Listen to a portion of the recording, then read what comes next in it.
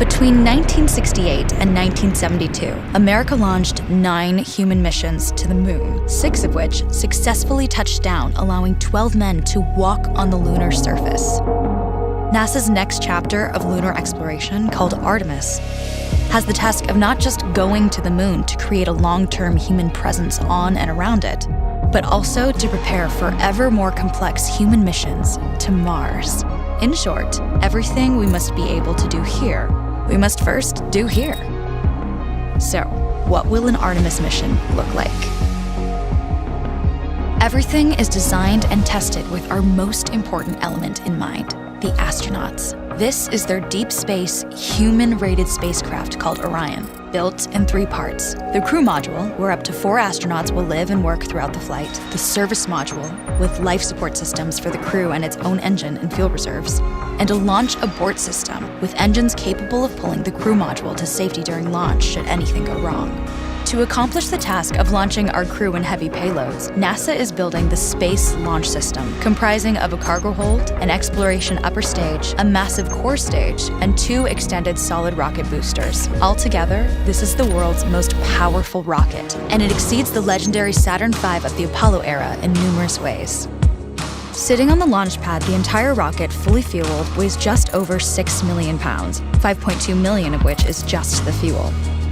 Once ignited, there is no stopping what comes next. All 4 RS-25 engines and the 2 solid rocket boosters come to life, thundering our crew upwards. 2 minutes after ignition, the solid rocket boosters are spent and released. 8 minutes after launch, the core stage is depleted and separated. The upper stage fires briefly, placing Orion into a parking orbit around the Earth. Here, the crew reconfigure the spacecraft and check systems to confirm everything is ready for deep space travel.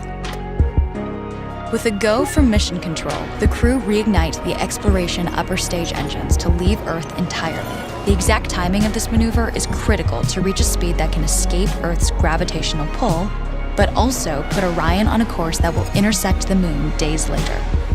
Once this burn is complete, the upper stage of the SLS is jettisoned and the crew aboard Orion coast for several days toward all that awaits them at the moon. Approaching the moon, we see the fundamental differences between Artemis and Apollo. Instead of requiring Orion to serve as an expendable lunar command module or to carry a constrained lunar lander, the Artemis missions will take advantage of a different approach: pre-staging.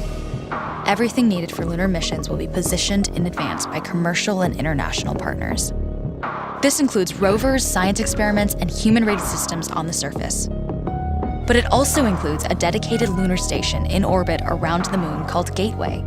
Here at this station, we can pre-stage a robust lunar lander and establish a strong communications relay. Designed with open standards, the Gateway can be expanded as new missions and partnerships develop, allowing multiple human missions on the moon at the same time and enabling ongoing science to be conducted even between human missions. The Gateway is also capable of adjusting its orbit to allow access to every part of the moon, something the Apollo missions could not do. But the real key in this approach is placing Gateway in a unique halo orbit to perfect the maneuvers needed for Mars missions. And with the growing list of commercial and international opportunities, Gateway is the ideal hub between Earth and all that lies beyond. Returning to our crew as they approach Gateway, the Orion must match the elliptical orbit of the station in order to successfully dock. Once on board, pre-selected crew members transfer to the lunar lander, while those assigned to Gateway remain on station. The lunar lander system itself is built for 3 unique steps: descending from the halo orbit of Gateway down to a low lunar orbit, descending from low lunar orbit to the surface, and once the lunar mission is complete, launching from the surface of the moon and ascending all the way back to the orbiting Gateway.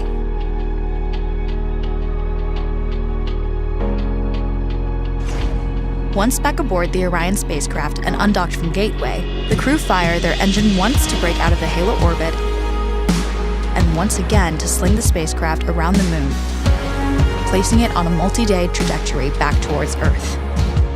As they near the end of this journey, the service module is released, and the crew module is oriented heat shield first.